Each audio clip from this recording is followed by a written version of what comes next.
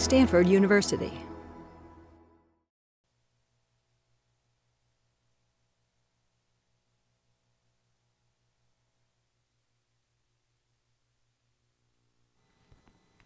Welcome to EE 380, Spring 2011-2012. I'm Andy Freeman. The other course organizer is Dennis Allison. If you're taking the class for credit, standard rant about assignments. Almost all 380 talks are about technology. However, while bad technology will probably crater your organization, good technology won't make it succeed.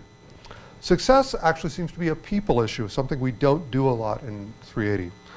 Today's talk by Paul Buchheit is about an innovation in helping startups succeed. In broad strokes, the idea is old, but few have managed even modest success, let alone at the scale that Y Combinator seems to work. Maybe that's it. Scale is the secret in this too. I give you Paul Buchheit of Y Combinator. Thank you. Thanks. So I find I usually like doing essentially Q&A, so I decided to structure this more as I'll start off with essentially FAQ, and then partway through switch to your questions. So how much time do we have? Until, well, cameras go off at 5:30, okay. But you can keep the room until 8 a.m. tomorrow morning. All right, well, we'll probably finish before that. So just to get started, I'll give you a little intro of my background in case you're not familiar. I started at a little startup in Palo Alto here on University Ave back in '99, which was, of course, Google, and did a couple of things there, most notably Gmail. I left Google in 2006 and essentially retired. And it turns out retirement is boring. So I started a company with some friends called FriendFeed back in 2007, and we were kind of early in a lot of the feed stuff that's popular now. We were fairly innovative. We introduced the now ubiquitous like button, but unfortunately we never really broke through to like the billion user mark. We reached maybe 1 million users, and turns out we were in kind of a difficult competitive situation with Facebook, Twitter, and Google. We were kind of in the middle of the three of them, and they were all growing very fast or hoping to grow very fast. So it wasn't a great competitive situation, but it was a pretty good situation for selling a company. So we sold to Facebook, and I think that has proven to be a pretty good decision based on where Facebook has gone since then. At the time, it was valued at $6.5 billion, which I don't know where it is today, but it's more than 6.5 still, and hopefully it'll hold up there.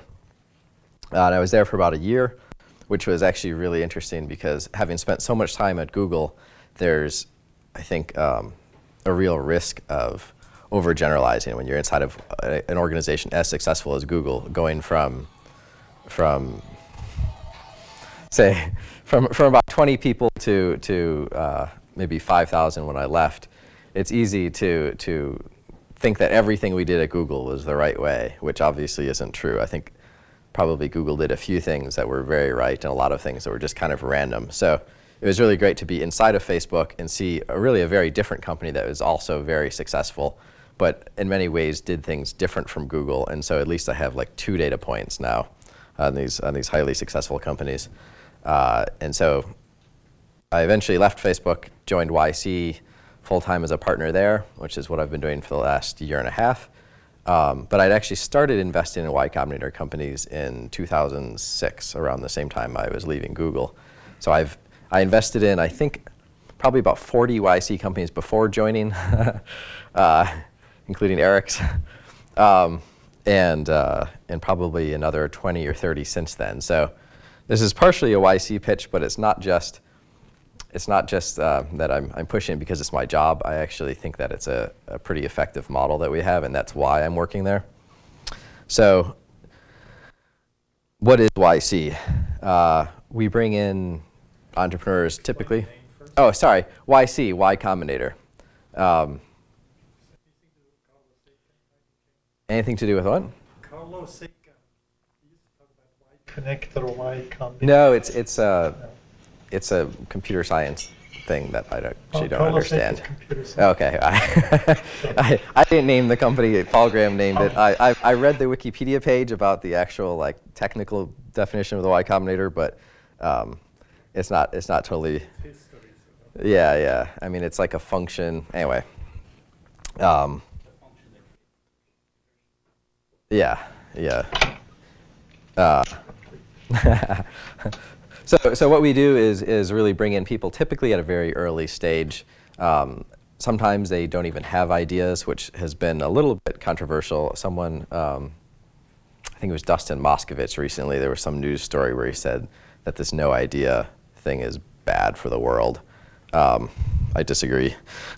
There's a little bit of a we're sort of cheating when we say that it's an experiment because we kind of already know what the answer is. It turns out we've always had essentially a no idea track. A lot of times we get teams who apply who are very good. We think they have a lot of potential, but we just think they have bad ideas. And so we've always brought people in who essentially had no idea. And many of the famous companies came in that way. The most notable example, or the earliest example I should say is Reddit, which I think they originally applied with something for ordering food from your cell phone, which is a good idea now, but was a bad idea in 2006 when there was no iPhone. So the primary value of Y Combinator is not the money, but the advice that we give and the connections and the value of the network. So at this point, we have, I think, over 400 companies in Y Combinator. And that turns out to be a very powerful resource because very often if someone comes in and they have a problem, my answer is actually just to point them to another one of our Y Combinator companies. Because if you need advice on split testing, we can send you to Optimizely because they specialize in how to do A/B tests. And it's surprising how often that happens. The other dynamic that we get is that a lot of times the first customer will be another YC company. And especially for products that are, let's say, like a database, it can be very hard to get your first customer. Who wants to be like the first person to use a new database? It's kind of a risky proposition. So you eat the food you make? Yeah, I mean, it gives you essentially improved access to these companies. A lot of times on demo day, the slides will be amusing because they'll list their customers, and it's basically a list of other YC companies. But that's a very good thing to have, and those companies have gotten a lot of value out of YC. And they also know that the companies that are approaching them, we can give them some insight. We can give some credibility. It isn't just a random cold call. So it works very well for both sides of the equation. But I think the real reason that YC is so valuable is that the startup world is very. It's not a Gaussian. It's a power law, right? And so if you're a little bit off the mark, your company might be completely worthless. So the difference between a company that's worthless and a company that's, let's say, $100 billion may not be that big of a difference. Facebook certainly wasn't the only social network that someone tried to build. Google wasn't the only search engine. Dropbox wasn't the first time someone tried to do online file storage. A lot of times the difference between the companies that succeed and the companies that fail is kind of subtle. And so we've found that sometimes a relatively minor course correction can make a big difference in the success of a company. So the best example of that, in my mind, is Airbnb. They had actually launched, I think, 3 times before joining Y Combinator. And they also had been introduced to a variety of angels, including myself, embarrassingly enough, and were never able to raise any money. So they had no users, no money, and by the time they joined, their only developer had gone off and gotten a different job. So they were pretty much like this close to being dead when they joined Y Combinator. And they got a few pieces of I think, really helpful advice while in Y Combinator. One of them was they needed bigger pictures because it turns out pictures are key when you're renting property. They needed a different name. The original name was Airbed and Breakfast, which is a little bit limiting when you think about, I don't want to stay on an airbed. And the third thing that I think was really crucial is Paul Graham asked them, where are your customers? Because they did have a few users. And at the time, the only city where they had any real traction was New York. So he told Brian Chesky, like, go to New York, right? talk to your users, get to know them, find out what's making it work there. And so that was, I think, where he spent a good portion of his time in Y Combinator is actually in New York, talking to the people, understanding what was making Airbnb work in New York and not other places. And then by the end of YC, they raised their round from Sequoia and are now like aggressively taking over the world. Their growth graph is incredible. But the analogy that I have in mind is like like an archery. You have a target across the room, and sometimes just a few degrees to one side or another is the difference between getting a bullseye or just completely missing the target. So we like to think we're getting people lined up for the bullseye. But we never really know for sure. But the feedback so far, the startups are all quite happy. Would you agree, Eric? Yes.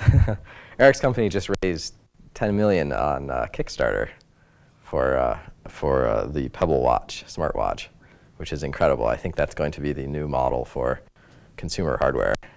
Because hardware is one of these things where it's really hard to raise money because no one believes. Like, am I the only person who invested in your company? Yeah. So only a few foolish angels invested.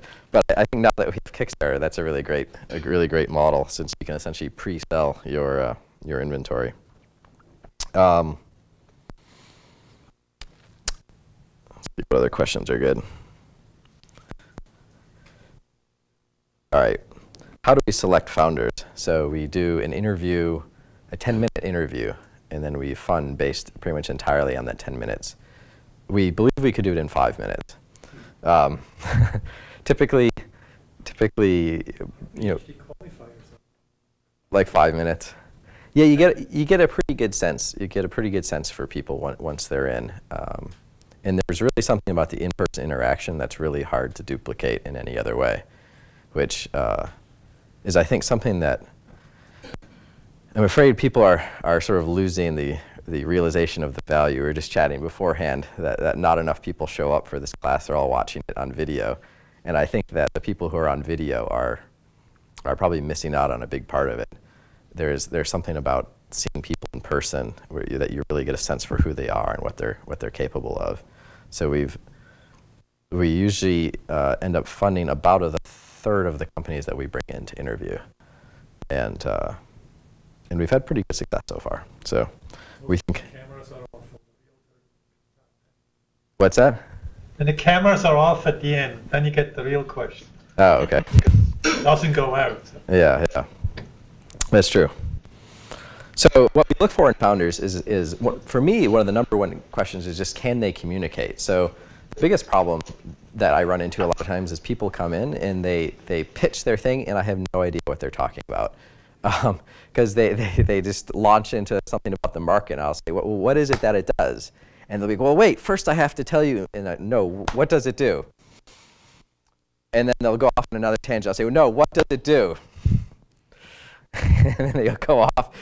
So if I have to ask the same question 5 times, that's usually a really bad sign about the company. The people who are really good, the entrepreneurs who are really solid, typically are able to answer questions very quickly, very concisely, very clearly, and they don't want to just go on about something about the market or, oh, I read something on the internet somewhere.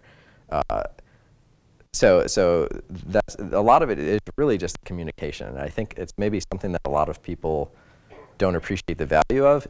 And even worse, I think that people have picked up bad habits sometimes from large institutions. Like if you're working at a big company, it seems like there must be some value in giving really incomprehensible, drawn-out answers.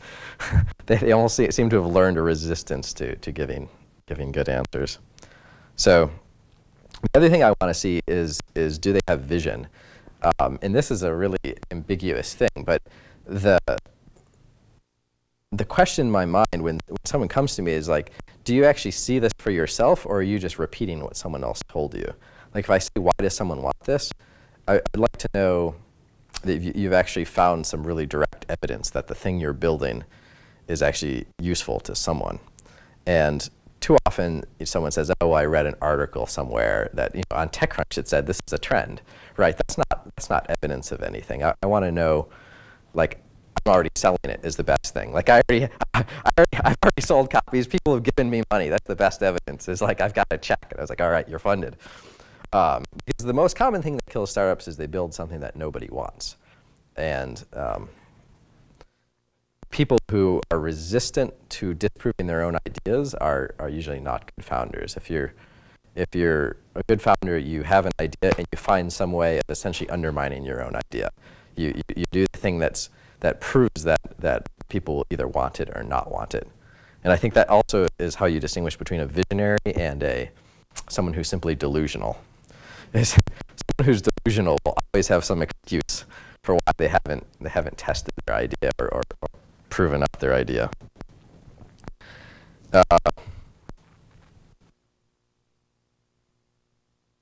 Another good question that people talk about a lot is, how are startups valued? Because this seems to be very controversial. And I think the easiest explanation is to say, what is the probability that this company is going to be worth $100 billion? and if that number is too small, you can ask, what is the probability that this company is going to be worth 10 billion or 1 billion or, God forbid, 100 million? And if all of those numbers are too small, then it's probably not a good investment for us. It may be a good business. It may be, like a sandwich shop could be a good business, but it's not a good investment for Y Combinator. It's not something that's going to attract venture capital. So we're looking for things that have that potential to be really huge.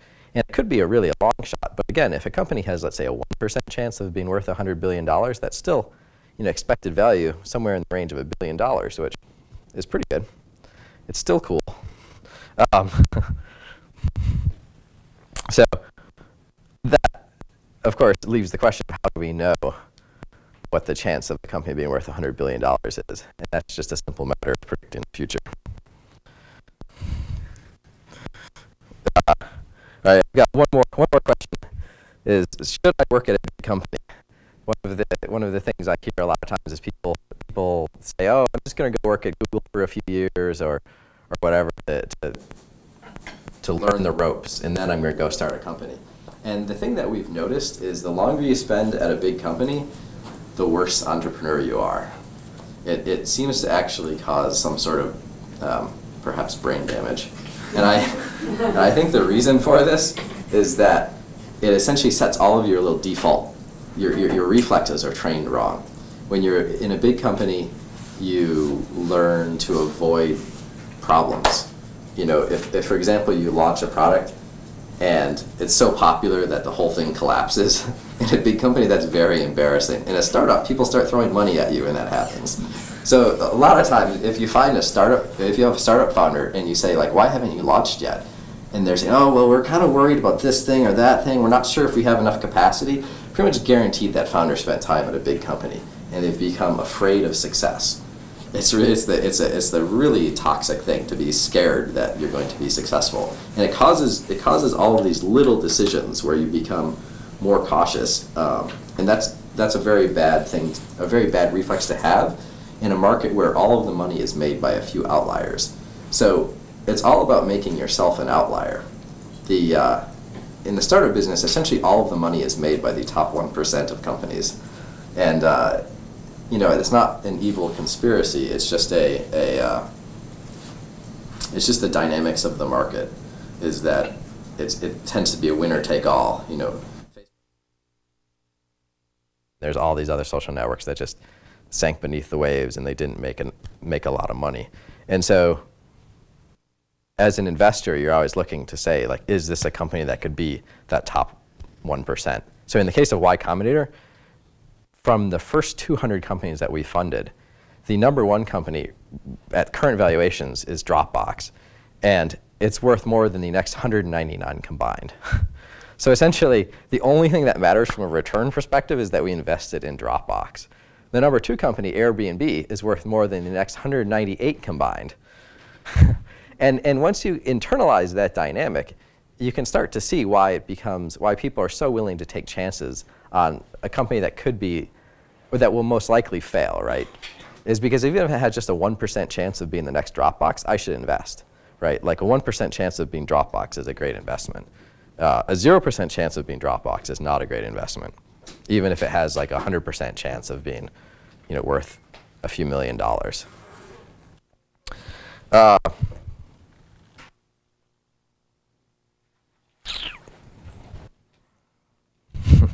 Another fun topic that I've noticed floating around is Facebook killing Silicon Valley? There was some article the other day that said that somehow Facebook is killing Silicon Valley because we're building social networks instead of like rocket ships. Yeah, Steve Blank. I don't really understand this idea. I think the reason people aren't building rocket ships is because, or a lot of these other huge ideas that we would love to see happen, is a lot of times those are just very difficult investments. It takes a lot of money, and in many cases you'll run into a lot of legal or regulation or whatever issues. That's I think what keeps people from investing. It isn't because someone is investing in Facebook. There's essentially a surplus of capital in the world. It isn't either or. I think people can fund all of the startups that are viable. So when asking why something isn't getting funded, typically the answer is because no one believes that it's a good investment. And they may well be wrong, but it isn't because of Facebook. It isn't because we're investing in these other things that we aren't investing in rocket ships. And there's a couple of trends I've identified, in case you're interested in trends. The one thing I mentioned a little bit earlier is just the increase in leverage brought about by technology. So the really great example that's come up recently is when Instagram was acquired for $1 billion, they had 13 employees, which is pretty incredible. I doubt that there's ever been a $1 billion company with only 13 employees. But this is only possible because of what's happened in the past few years, where you have Amazon, you have all these different services, you have the iPhone, you have the App Store, and all of the peripheral work that's required to start a company is becoming a commodity that you can buy, so you don't need to hire all those people anymore.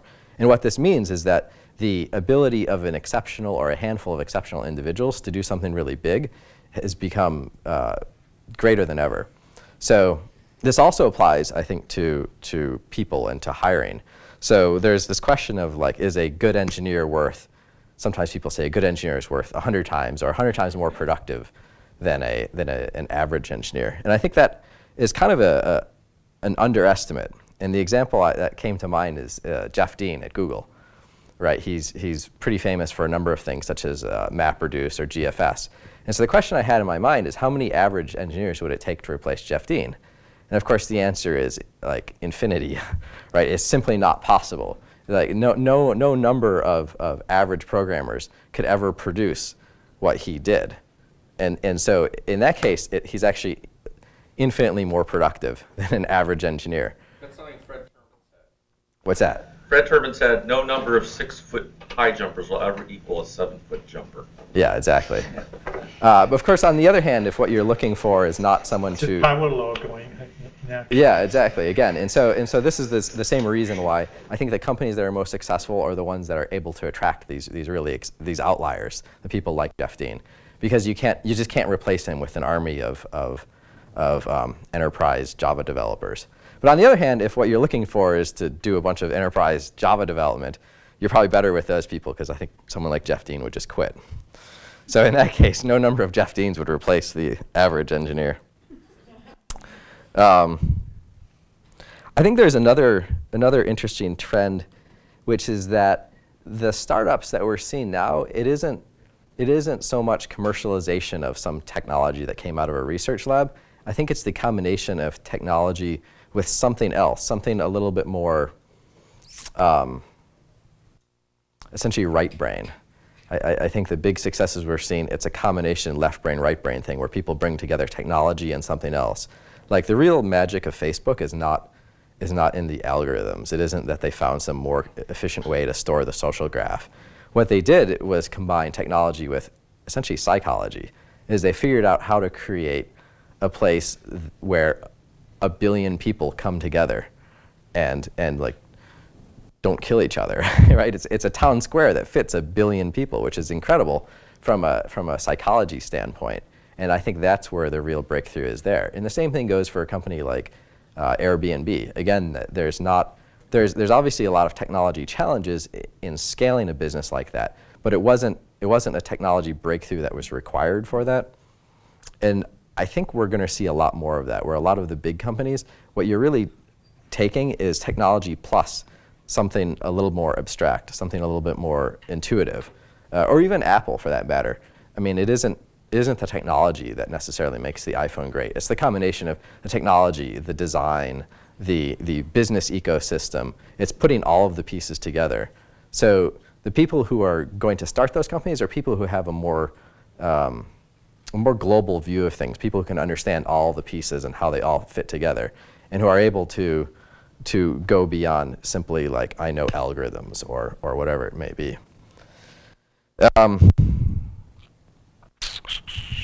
And one last trend is essentially that founders are becoming much more powerful than they used to be. And I like to think Y Combinator is a big part of this. Historically, there was a huge power asymmetry between venture capitalists and founders, because founders were typically first-time founders and venture capitalists do it over and over again. So one of them is very inexperienced, and the other one is knows all the players, knows all the tricks. And that dynamic has completely changed. One of the benefits of being in Y Combinator is investors are required to treat you well, because they know that if they screw over a YC company, it may be the last YC company they ever deal with, because that knowledge is going to spread through the network very quickly. And consequently, we're seeing the terms evolve at a very rapid rate. In the most recent batch, we had a number of companies raising like $4 and $5 million seed rounds, not giving up any board seats, having minimal dilution. I mean, these things would never have happened just a few years ago. And you could say that maybe it's a sign of a bubble, but I think really what it is in this case is just that a lot of power is shifting towards the founders, because it turns out it's the founders that make these companies successful. And with that, I'd like to just take some questions from the audience. I'd love to hear more about YC's experience with hardware companies and any advice you might have, in addition to obviously Pebble's success, like advice you might have for other hardware startups in California. So do I need to repeat the questions or for this thing? Yes. All right, the question is advice for hardware startups in the Valley. So are you thinking more consumer or? Yeah. So I think for consumer, honestly, I think the Pebble model is going to be the one to go with, because consumer things are especially hard to prove out.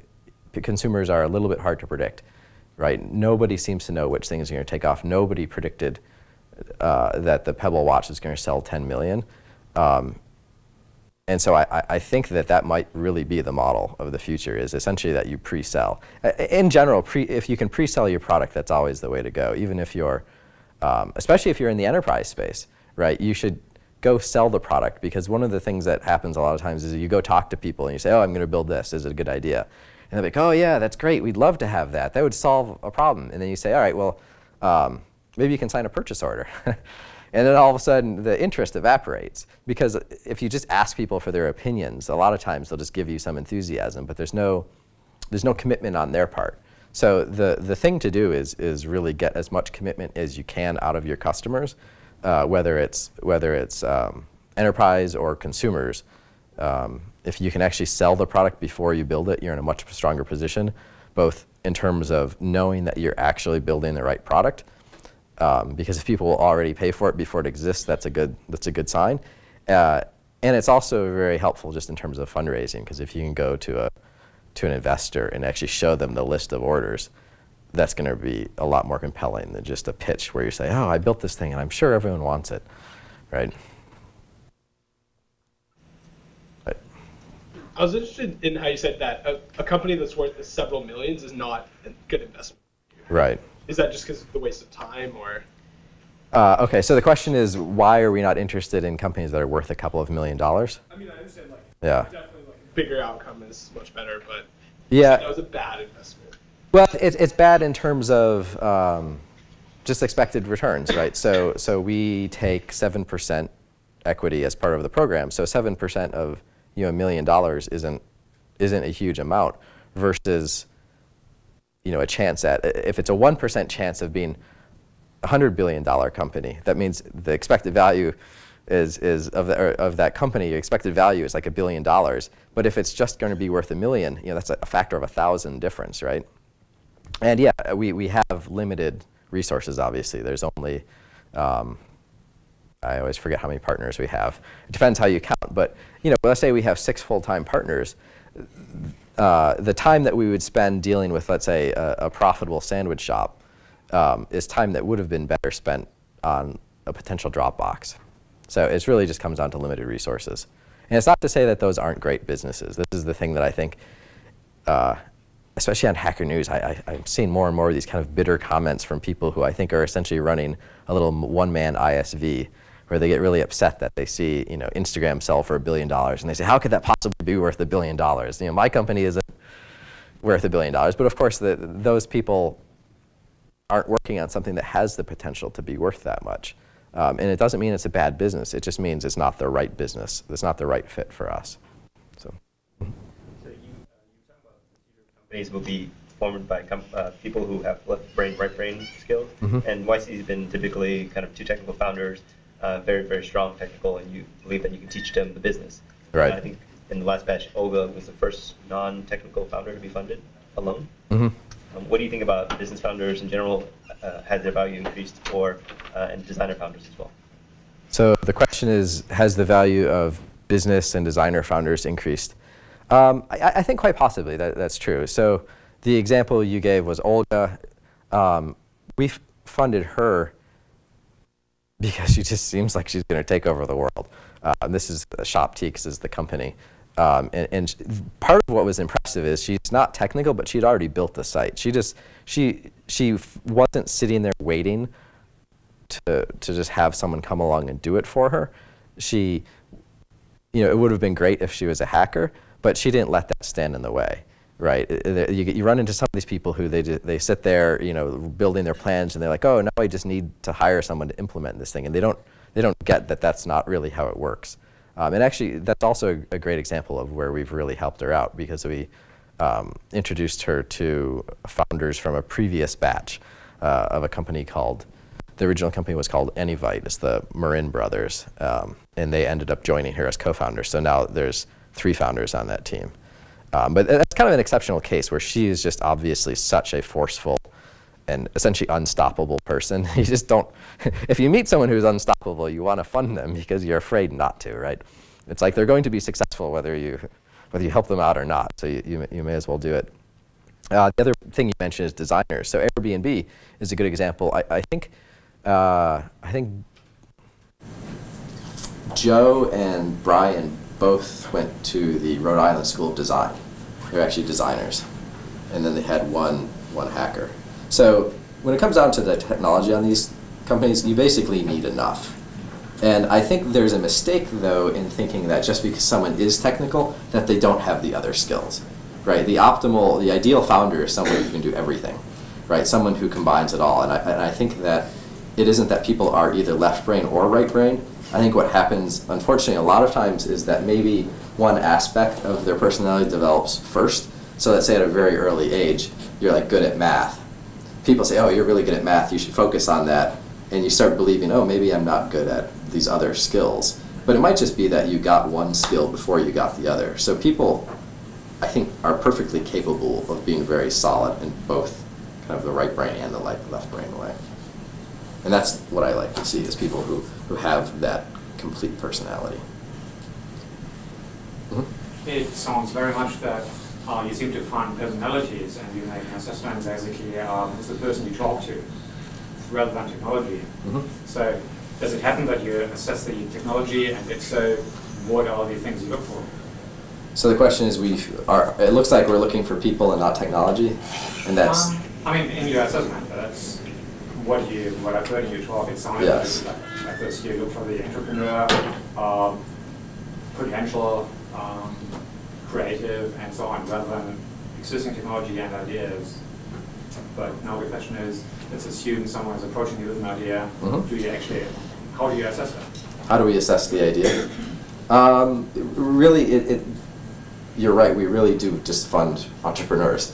The thing is that if someone comes in with a bad idea, they can change the idea. But if they come in with a bad founder, we can't change the founder. So ideas can be fixed. Founders, I mean, we fix people to some extent. We can help them. And actually, that's one of the most amazing things, and things I really love so much about YC, is watching the transition of founders from the beginning of the program to the end. It's actually really incredible, the changes that can occur. So I don't want to make it seem like you're just stuck the way you are. People evolve to an incredible extent. The change that happens from the beginning of YC to demo day is often just really remarkable. And again, that comes from the group. They're all watching each other, all learning from each other.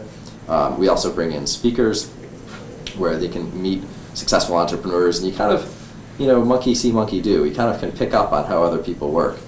And actually, that reminds me, apparently people often don't show up for this talk, and I think, did I mention this already? I think it's a mistake. I think there's a real value in seeing people in person. There's something about actually meeting someone in person that's very powerful. So yeah, it really is all about the founders. How do you scale Y Combinator, in particular, as the class size continues to grow? How do you manage overlapping businesses that could potentially compete each other away?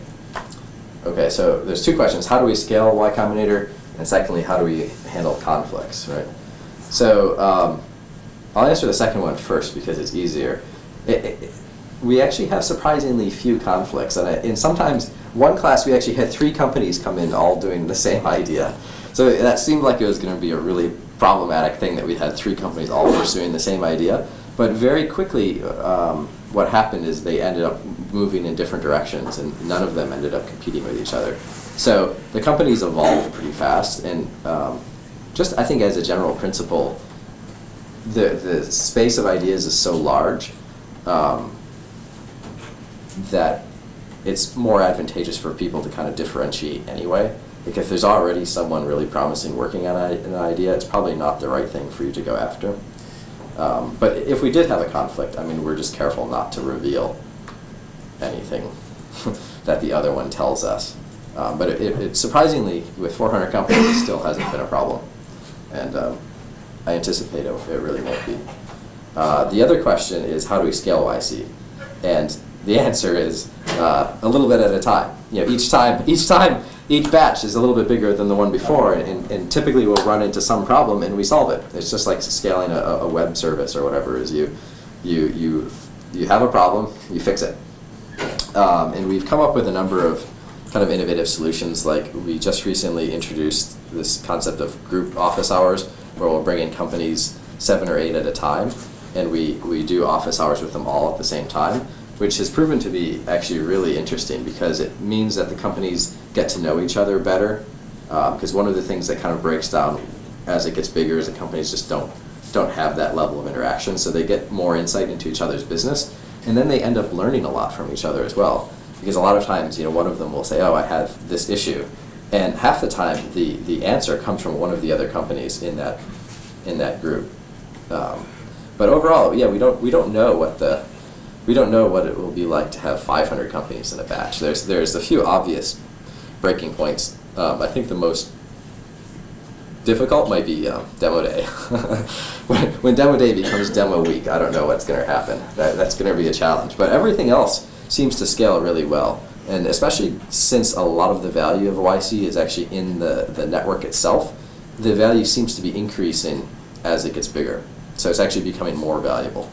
And it also just means that we have more experience, right? The more startups we fund, the more insight we have into all the different problems, Like if you're doing something with consumer hardware, we can send you to Eric, or whatever it is. We have a much more fine-grained knowledge, and we've seen a lot more things go wrong. One of the things that's happened recently that's kind of interesting is that we've realized that we can predict a lot of the problems in terms of which companies are going to fall apart. We know, even at funding, which founders won't be there by the end a lot of times, because you can just see the dynamics between them, and we can just tell, like, okay, this guy isn't going to be with the team for long. That you kind of pick up on maybe if it's like a 3-person team, maybe one of the people doesn't really belong. And a lot of that just comes from the experience. Yeah, our job is kind of strange in that it involves a little bit of everything. There is, to some extent, marriage counseling. Like, probably 10% of the companies that come into YC will lose a co-founder by demo day. It's starting a company is very stressful, possibly more so than marriage in many cases, because these people are actually together, in many cases, almost like 24/7. They're dealing with very stressful issues, and inevitably, some fraction of them end up hating each other. What's that? It's more like the military. Yeah, possibly. But there's not You're quite. under fire. Yeah. There's not the same level of top-down thing because each of the companies are free to go their own direction. So. For seed rounds and doing convertible notes, what percentage of those contracts usually have caps? And what is Y Combinator's opinion about caps on a convertible note? So the question is, what is our opinion? What percentage of seed rounds have caps on the convertible notes, and what is our opinion on caps? I don't know what percentage it is. Well, now with the start fund, all of the companies get an uncapped convertible note at the beginning. So 100% start out uncapped. But typically, as fundraising progresses, a cap comes in. And there's a most favored nation clause in that convertible note so that the previous uncapped ones inherit that cap. In general, I think caps are a good idea. I think like doing an entire round uncapped is a very strange phenomenon. Like there should be a value assigned to a company, right? When you invest, there should be some price attached. But that said, occasionally you get a company that's just so hot that people are essentially throwing money at it. We had one last summer that ended up turning down money from Ashton Kutcher on an uncapped convertible note because they just said we have too much money. Right, like it seems like a preposterous thing, but there were so many people who wanted to invest that they essentially just ran out of room. They didn't want to take so much that, when they did eventually convert the notes, that they would be over diluted. So it really just depends on the company. But the thing that we really try to get through to the companies and are only moderately successful with is that fundraising is not success. And it's really hard because they all get so into it and they're all these like really competitive people. And they see the other company, oh, those guys raised at a 12 million, I need to get at least 12 million. But it doesn't matter what you raise at. That's not success, right? Like I think Airbnb's first round was like at a 3 million or something really low, right? What matters is that you build a successful company. So we really try to reinforce that. Fundraising is just a step. So you just have to do good enough. You have to get enough money to make a successful company. You need to do it at a good enough valuation that you haven't given up too much control. And beyond that, you may be wasting your time on over-optimizing that step. Anyone else? So earlier you were saying, well, Steve Blank is Facebook is still in value. Yeah. That's probably unavoidable to some extent. There's still a point to be made with respect to VC sort of seeing, social and mobile and so forth being a much better investment than clean tech and biotech. Well, that in itself is sort of taking away some of the capital to innovate in those sectors and putting it into something that's, that's at least not pushing the envelope as far with respect to science. So will there ever be sort of maybe like a shot back at Steve Blank from from YC saying that, well, we're going to start investing into companies that are not so much into software or e-commerce and so forth. They're actually doing like really, really hard scientific problems. And I guess sort of the counter argument to that, maybe real quick, is that, well, there might not be very good business, but is it something that you guys have ever considered, like invest in like a battery company, invest in like, sort of like straight out the lab, they prove the concept, now they need to scale it. So the question is, would we ever invest in like a battery company? I mean, absolutely. If it seemed like a good business, we interview a pretty wide variety of companies. We fund some outliers. I mean, you hear a lot about some of the social companies because, those are the ones that get the most press. So I think there's actually a skewed perception of what it is that we even fund, just because the companies that people talk about the most tend to be like consumer internet companies, right? If it's on your iPhone, there's a greater presence than in people's minds than if it's some sort of obscure technology. Like in the previous batch, we have a company called Pervices, which does software-defined radio, which is a very interesting technology, and their technology is, according to the founder, like 2 generations ahead of everyone else doing software-defined radio. He has this device that he's selling for, I think, $666. A little nod to the Apple One that goes from 0 to 4 gigahertz, so DC to 4 gigahertz, and can decode essentially any kind of signal and do multiple. Can do cell phone and Wi-Fi and Bluetooth and everything all at the same time. It's a really fascinating device, but you don't really hear about that, right? And there's a lot of companies like that. We have a couple of. I don't want to pre-announce obviously any of the companies. That's the other dynamic is that a lot of times the companies that are doing things that are a little bit further out there take longer to launch.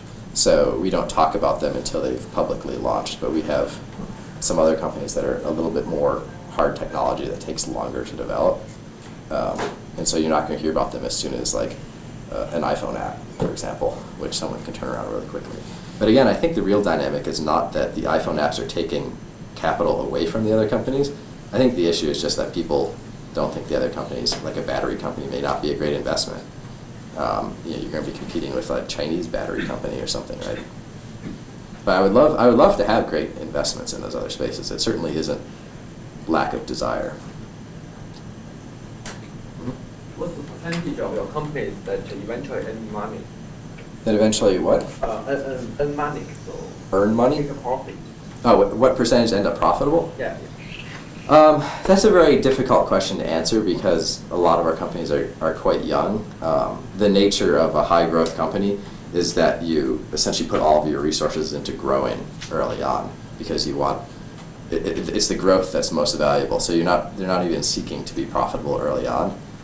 So we won't really be able to answer that for a long time. But our expectation is that the vast majority of our companies will either go out of business or be acquired, just because that's the dynamics of the game. But certainly there are a lot that are profitable. And again, you don't hear about them as much.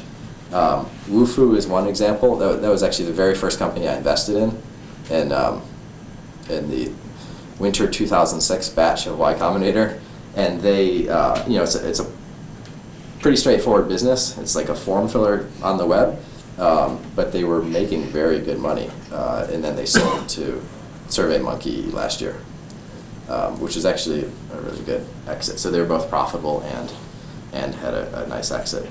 But there's a lot of other companies out there that are profitable. But it isn't the number one priorities in the same way that it would be for a sandwich shop. Mm-hmm. So, I mean, 7%, you guys do a lot of cool stuff, but 7% is still like a pretty big chunk. What kind of companies do you suggest like go through Y Combinator? What kind of companies do you suggest like not going through Y Combinator? So 7% is a lot. What companies do we suggest go through Y Combinator, and which ones shouldn't go through Y Combinator? What kind of bigger benefit? Okay, who has the biggest benefit? It's very hard to tell, but the thing that we've found is that the companies, especially the top companies, have all been very satisfied with the experience. And we see repeat entrepreneurs. Justin Kahn was from the very first batch. He started a company called Kiko with Emmett Shear. That didn't really work out, but then they did the following year Justin TV, which they've grown. I believe it's profitable.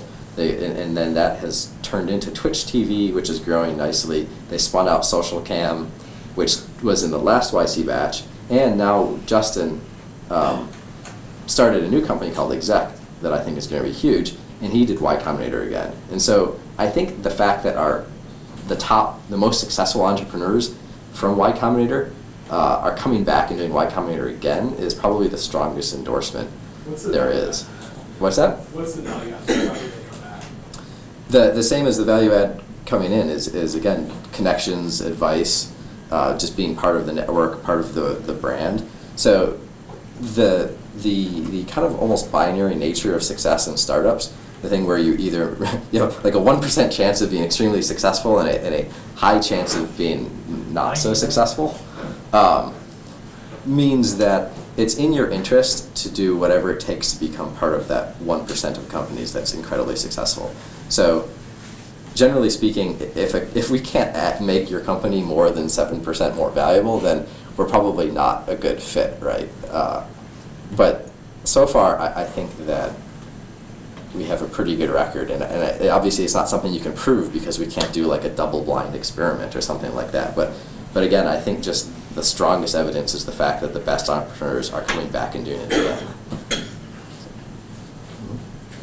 Do you have a formula to determine if your idea or concept or the concept you're looking at will be $100 billion businesses?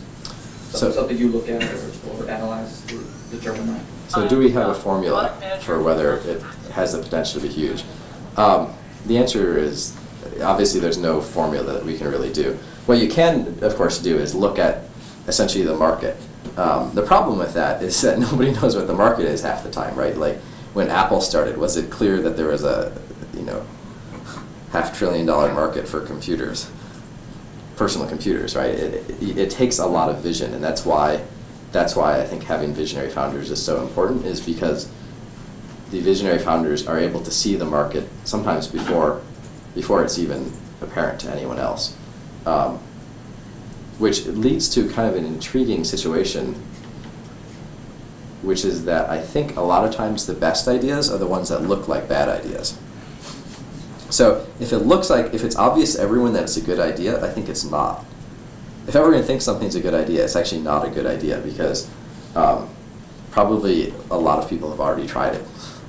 There must be some reason it's not a good idea. The good ideas are the ones that look like bad ideas. Unfortunately, the bad ideas also look like bad ideas.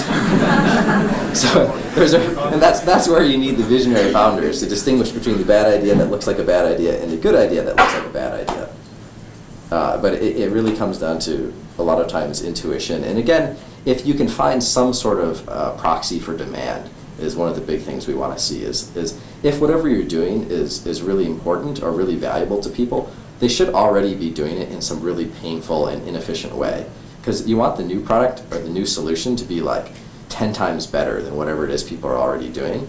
So one of the big traps that people fall into is they'll come up with something that's like 10% better than the current solution. And that's not a company. You can't build something new that's 10% better.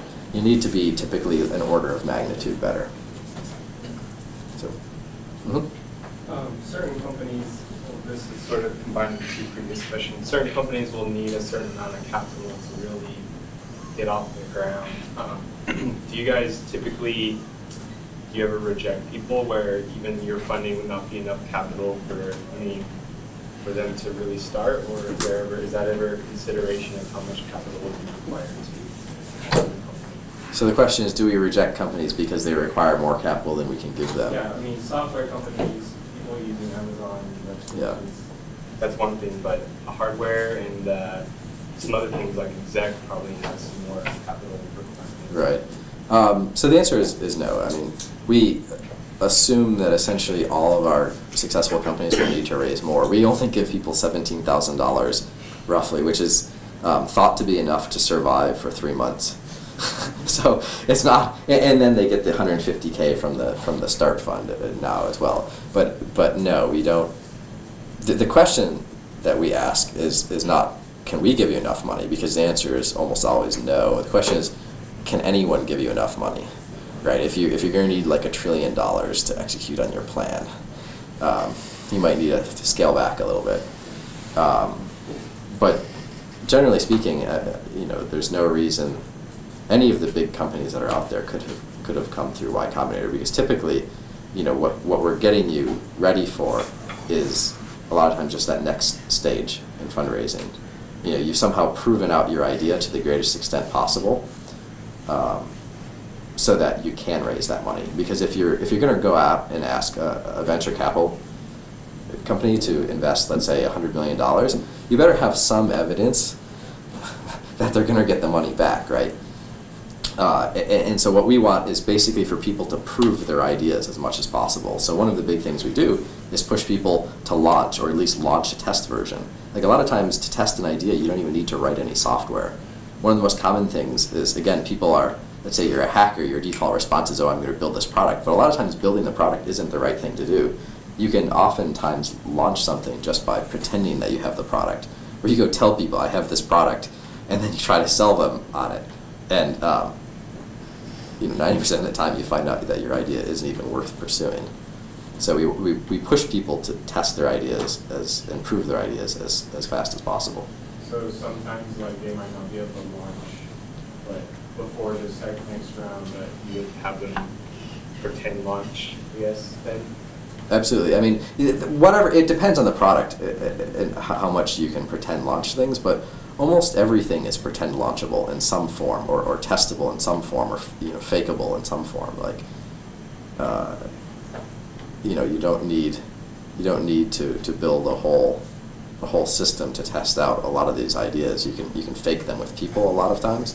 Like, if you have some algorithm for matching things up that you need at scale, at small scale, you can just do it manually. Like with Airbnb, they have a whole network, global network of photographers. So when you list your property on Airbnb, they'll actually send a photographer to go take pictures of your apartment, or your house, or whatever it is. But they didn't need to spend any time developing that network of photographers early on. Brian Chesky would go to your house. The founder would go to your house and take pictures for you, right?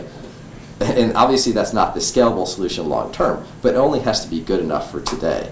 And that got them far enough to where they could then hire people or build a whole network of independent photographers. Are there any trends that you're seeing in the tools used by developers, such as languages, databases, and stacks? So what are the trends we're seeing in development? Yeah, absolutely. There's, the JavaScript is still on the rise, Node.js. I think it's a lot of the same things you read about out there.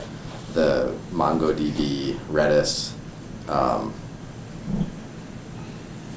don't think there's anything too surprising. It's generally whatever it is that allows people to ship faster is the key. So anything that has big, long development cycles or whatever is going to slow them down is not favored.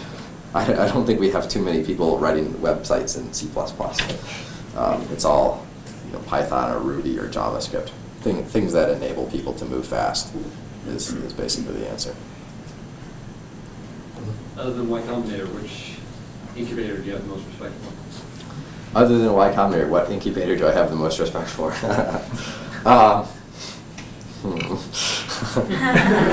Giving away secrets. Just one. So, remember I said that all of the money is made by the top 1%? We believe that we're getting the top 1%. So if it's not part of YC, I'm skeptical.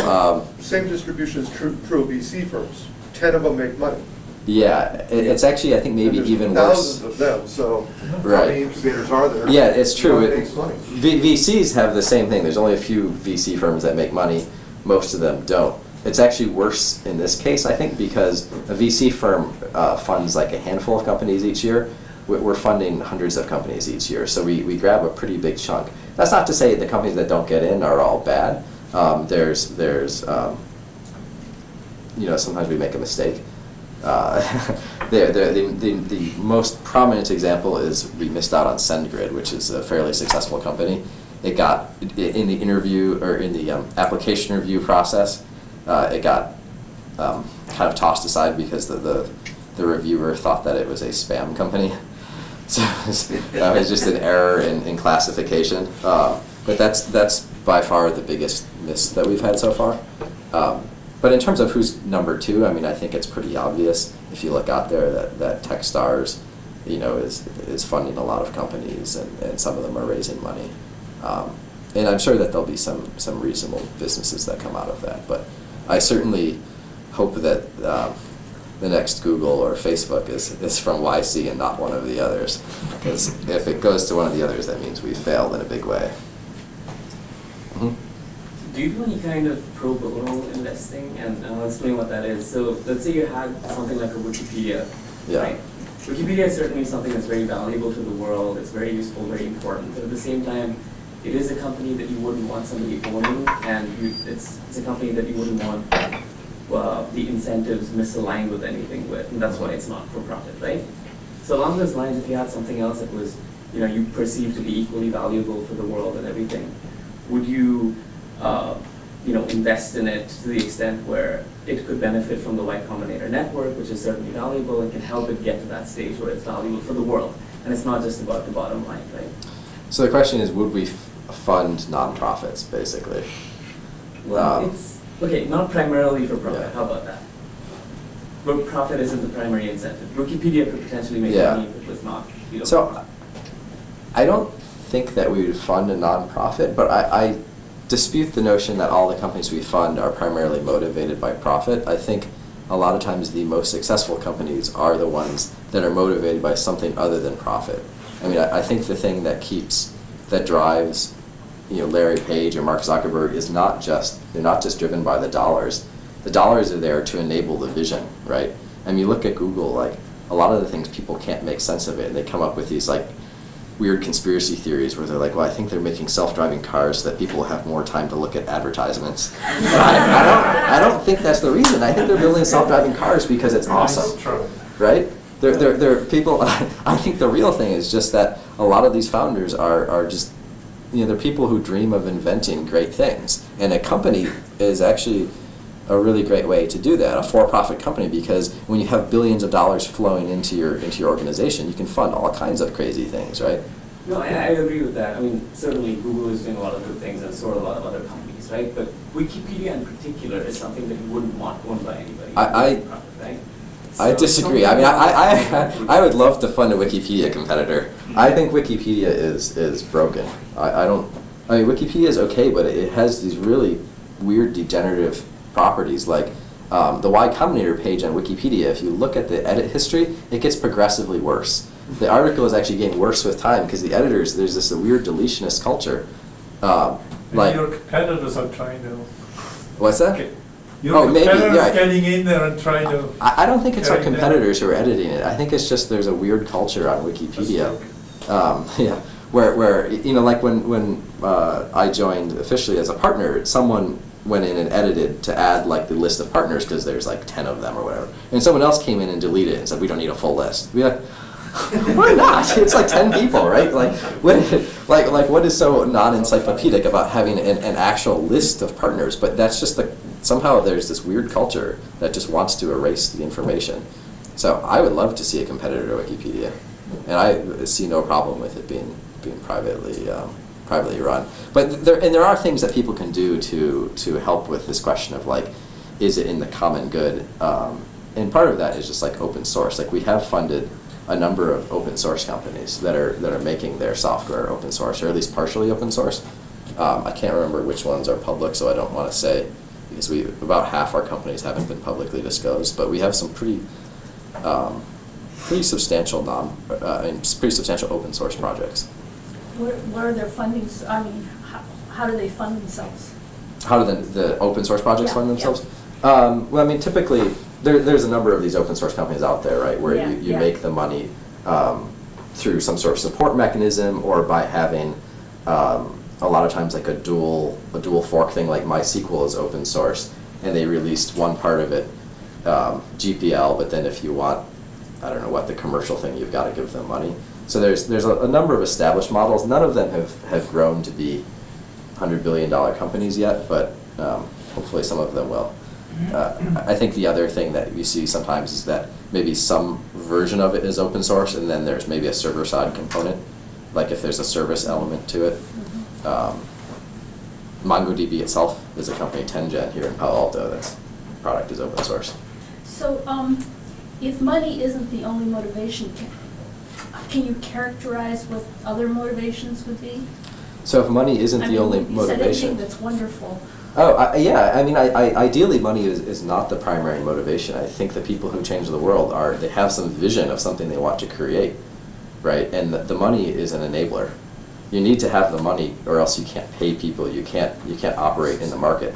But the things that people want to create, like I don't think that Google was started because Larry and Sergey wanted money. So does the vision come from Y Combinator or from the founders then? Well, it has to be something that the founders feel themselves. We do work with people a lot of times because they'll come in maybe with a bad idea, or they say they have no idea. And the thing that we find is that typically if you really talk to them for a while, they actually have a lot of ideas. So there really is no such thing as someone who has no idea.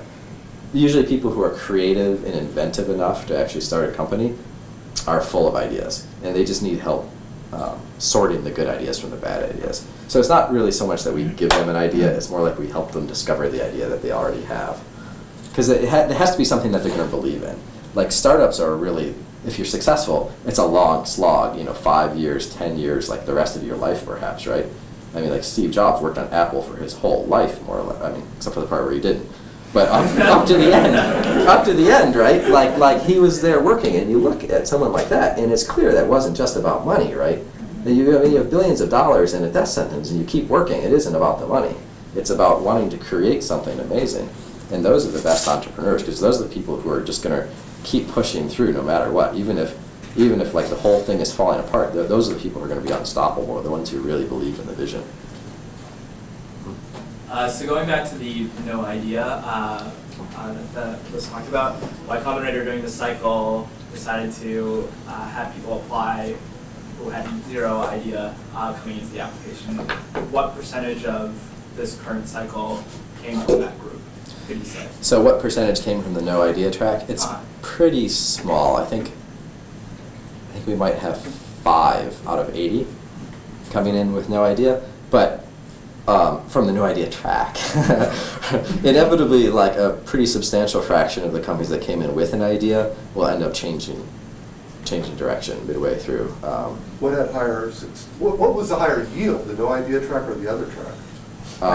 Which percentage did we accept? Probably we accepted a greater percentage of the people who came in with an idea, but I didn't actually look at the numbers to see if that's the case. But again, usually like people have ideas, and so a lot of times it's just a matter of whether they applied with their idea or not.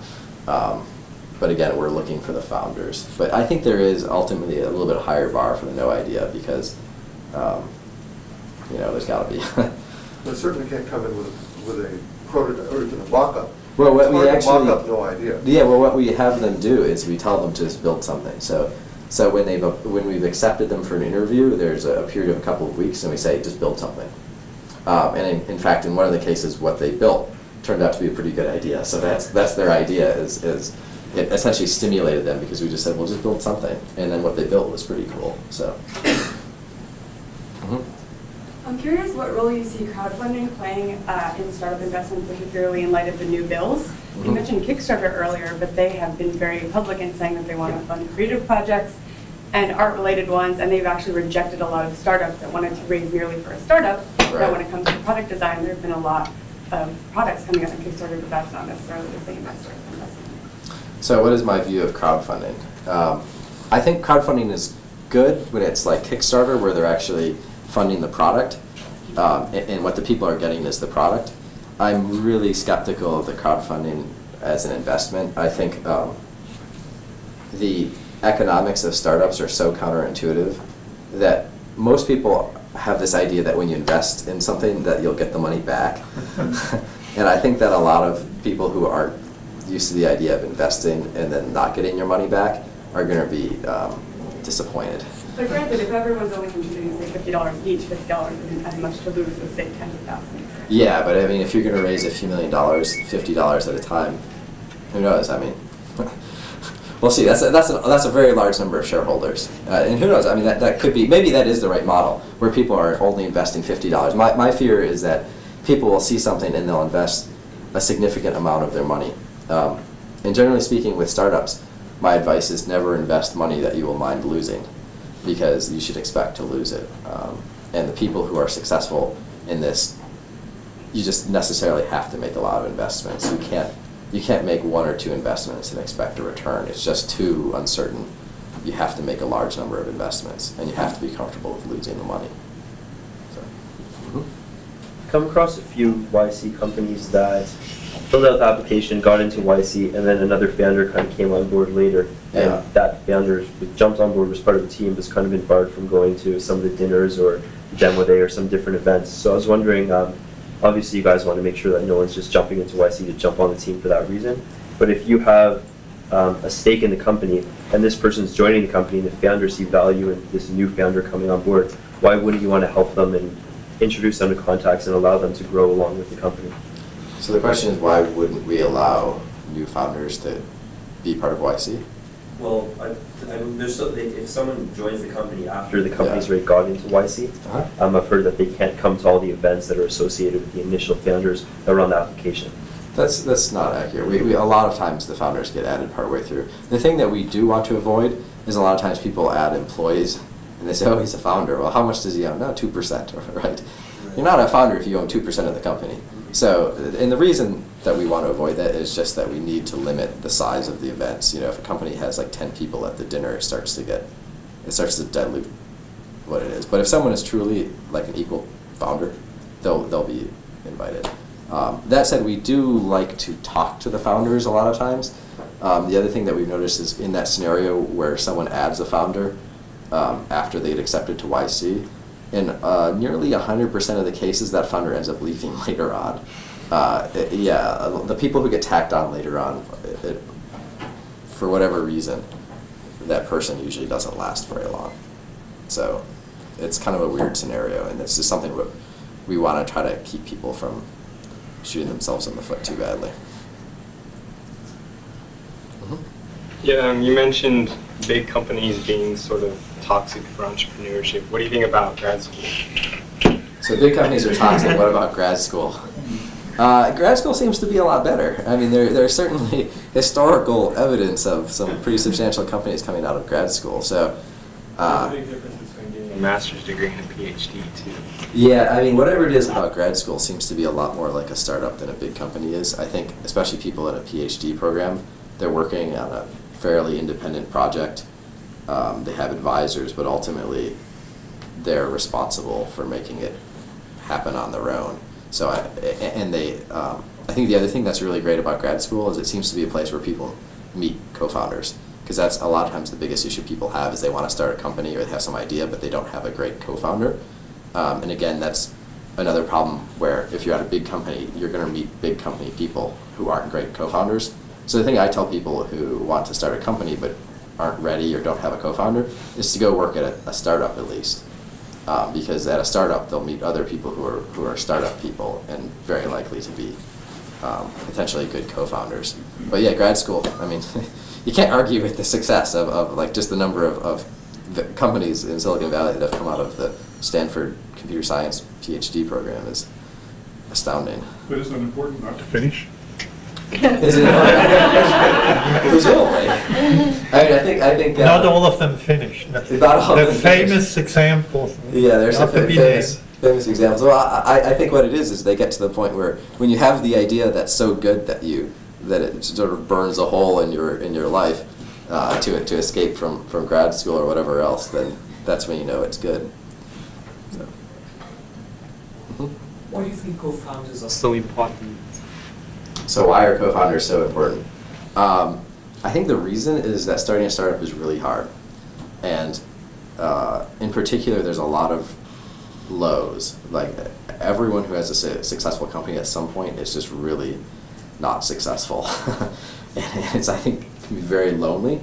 And at least if you have two people, hopefully they're like cycles of being like, oh, this is a disaster, it's never going to work, are not totally synchronized. So when one is feeling down, the other one can cheer them up. Yeah, and then also it's just a lot of work. So it's very helpful to have a second person. A lot of times, like if you're doing fundraising, that can be incredibly distracting. But at least if you have two co-founders, one of them can go off and do the fundraising while the other one stays focused on the product. I mean, there are certainly examples of single founder companies that succeed, but really, I think the psychological burden and the emotional burden of starting a company is greater than people realize. And that's also part of the reason that we encourage people to stay in Silicon Valley. When you go someplace else that's not Silicon Valley or maybe New York, it's very difficult because you're in that low spot and everyone around you is just like, why don't you get a real job, right? Or they're just alone, which is even worse. I mean, someone's holed up in an apartment someplace far away. Humans are social creatures. We need to interact with each other. So it's really important that they have essentially a supportive community. So you said that you're looking to fund $100 billion companies, and most VCs have the typical question, how do you get to $1 billion? But if you're funding the kind of a multiple of that, and the top 2 companies create all the value out of the 200, what do you think of the rest? What happens to the rest of them? Are they considered failures, or like the companies that sell too early, or don't get an exit? So what do we think of the companies that aren't $100 billion companies? We still like them. And for a couple of reasons. One is that we don't know which ones are going to be, I mean, if we actually knew which ones were going to be the $100 billion companies, we'd be tempted to only fund those. But it's surprisingly hard to tell. No one really knows for sure. But the thing is, even if it's not a $100 billion company, a lot of those companies still add a lot of value to the network. So like Wufoo, I gave the example earlier, they sold last year to SurveyMonkey, I forget the exact price, but say 30 to 50 million or something, not $1 billion, unfortunately. But it was actually still a good return for the early investors because there were only 2 of us. And they've added a lot to the community because they're very good designers, they're very good at customer service, they have a really strong culture. So they've spoken with other YC companies, they've advised other YC companies. So they've added a lot to YC, not just from a financial perspective, but from a cultural perspective. And the same thing goes for like Heroku. I mean, that was a great exit. That was, I think, $220 million. But also those guys are just really good at advising people on things like fundraising, helping people out with scaling issues. They actually offer really generous credits to the YC companies to run their services in Heroku. So I think owing to the network of YC companies, there's a lot of value just in having good founders, and a lot of times those good founders will go on to create other companies. So again, like I gave the example earlier of Justin Kahn and Emmett Shear, their first company was Kiko, which got squashed like almost immediately by Google because it was a web-based calendar. But then they went and started another company, and now they're starting a 3rd round of companies. SocialCam and Exec are both companies that came out of Justin TV. So there's just value in keeping good people around, essentially.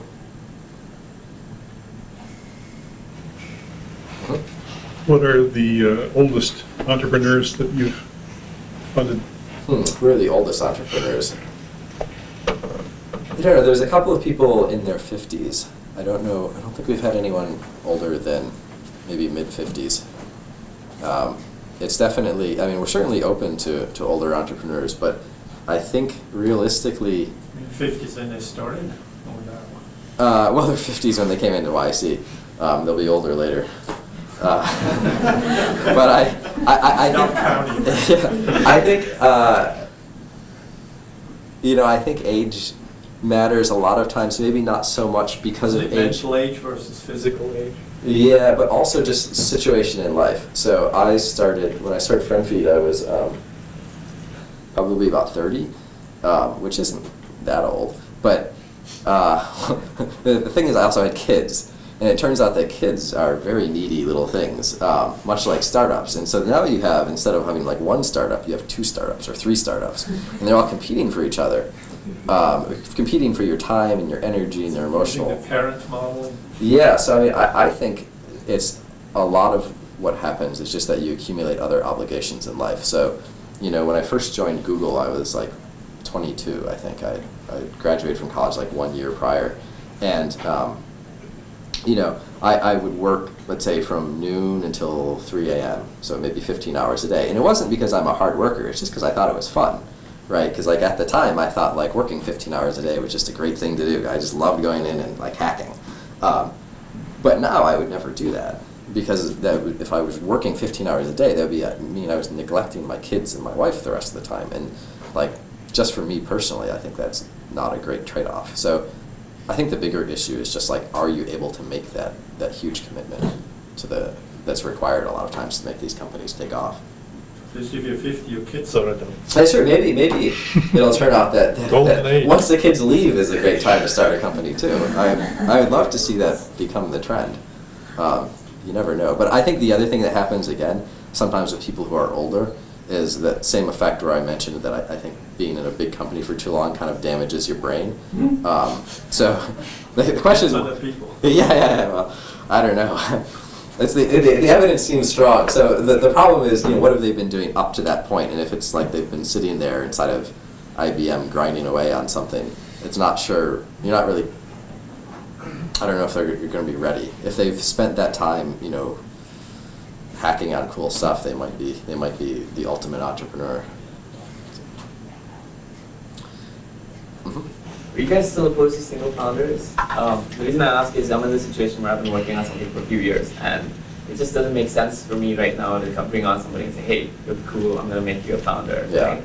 I am pretty much the single founder at this point, and I love to have good employees, but it's, you know, I know you guys have a bias against single founders in general. Is that like a blanket thing? No, absolutely not. I mean, the example I gave earlier, Olga came up. She's not only a single founder, she's non-technical. So we will fund anyone who we think is going to succeed. The reason we have a little bit of a bias against single founders is just because, you know, it makes life harder for you.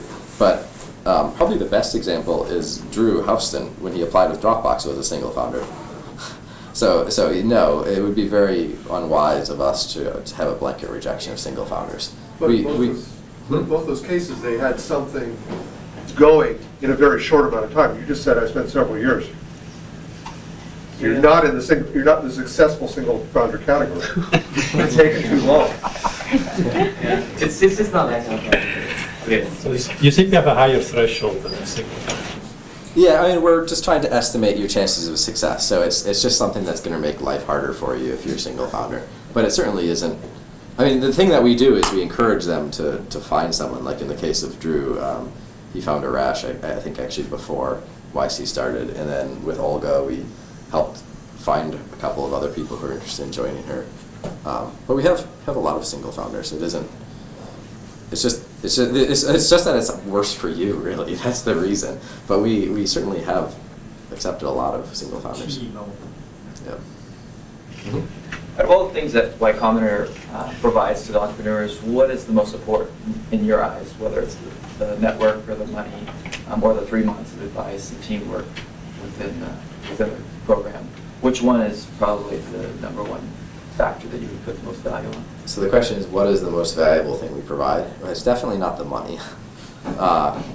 I think it probably is different for everyone. And I'll also mention, you said the advice during the 3 months. Y Combinator is actually a permanent thing. So we have it's a 3-month program that's intensively focused. We have weekly dinners. We bring in speakers that you get to meet and, you know, help you get ready for demo day.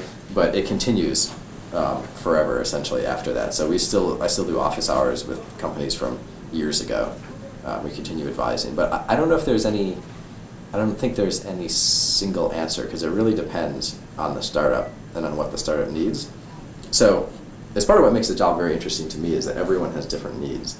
Sometimes it's just a simple, like, you know, introducing them to the right person. Other people, they need maybe a new idea. Some people have great ideas. So I don't think there's any one answer, but it's clear that everyone seems to find substantial value in their own way. It's whatever you need most is the best thing we provide. Anyone else? Well, coming back to that, where you had those 3 companies have the same idea. What did you do at that point? Did you bring them in the room or did you keep them separate? What did we do when the 3 companies had the same idea? Well, we don't need to separate them because the companies don't work at Y Combinator. They just come in for dinners. What happened is they just kind of diverged on their own. They went in different directions. The 2. So you didn't have to do anything. Yeah. So actually, one of them that I'm pretty sure is public is Code Academy, or Code Academy, and they started out doing programming interviews essentially, as did 2 other companies in that batch, and they pretty quickly just found that they weren't excited about that, and they kind of. But they've changed direction, but it isn't completely different. Now they're teaching people to program. It's a kind of related space, but it's, I think, proven to be a much better space for them, at least. So, I don't know. We don't push them to change. They just seem to do it on their own. Do you have some examples of sort of ideas that seem to be in the bad category at the start and then turned out to be actually the good ones? So do I have ideas that looked like they were bad but turned out to be good? Yeah, I mean, you were saying those are the ones Yes, that really yes. I think the out. best example would again be Airbnb. Because when I first met them, they're like, we have this site where you can rent airbeds in someone else's house. I was like, wow, that sounds like not exciting. And in fact, I think that idea did have limited potential. The real opportunity was when it was made a little bit more general, which I think was their plan all along, but because they had airbed right in the name, it was very hard to see past the airbed, because every time I would hear the company name, I'm like, I don't want to sleep on an airbed, I hate those things, right?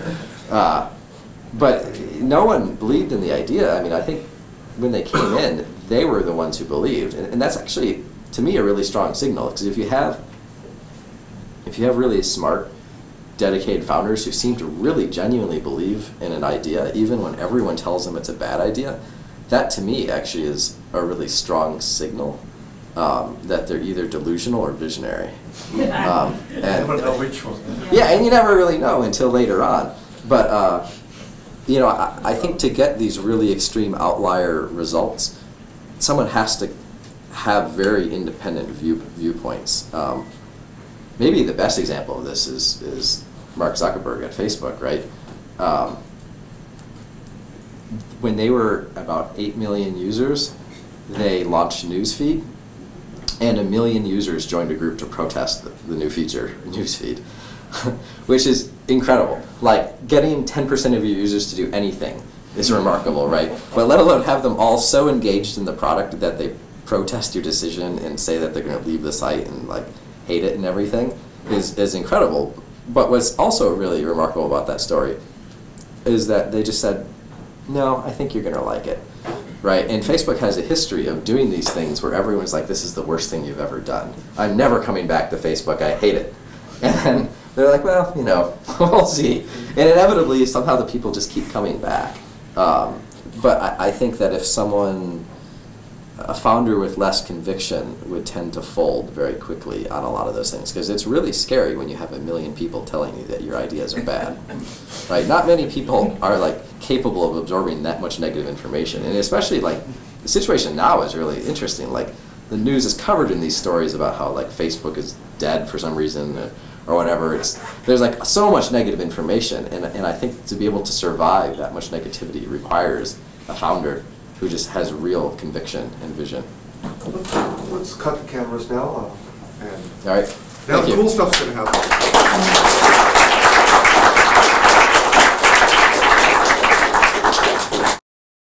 For more, please visit us at stanford.edu.